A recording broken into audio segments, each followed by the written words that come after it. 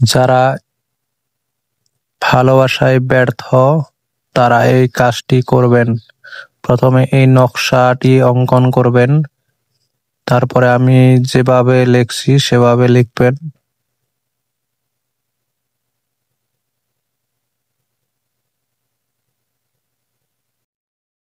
এই নকশা অঙ্কন করা হয়ে গেলে আপনি যাকে বশীভূত করতে চান তার একটু কাপড় অংশ আপনি যেভাবেই হোক নিয়ে আসবেন, আর এই নকশার সাথে পেঁচিয়ে 3 হাত মাটির তলে গর্ত করে পুঁতে দিবেন। ইনশাআল্লাহ আপনার কাজটি 100% গ্যারান্টি দিয়ে বললাম হয়ে যাবে।